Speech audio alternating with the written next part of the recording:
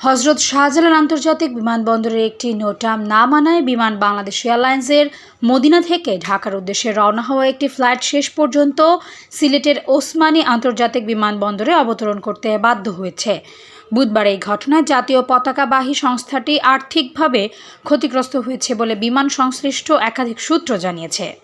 NOTAM বা notice to airman হচ্ছে একটি আন্তর্জাতিক সতর্কবার্তা, যার মাধ্যমে বিমানবন্দর, আকাশপথ বা অবকাঠামো সংক্রান্ত অস্থায়ী পরিবর্তনের কথা জানানো হয়। হজরত শাহজালাল আন্তর্জাতিক বিমানবন্দরের সংশ্লিষ্ট সূত্র জানায়, বুধবার ঢাকা বিমানবন্দরের রানওয়ে 11:45 থেকে 12:45 পর্যন্ত ছিল বন্ধ।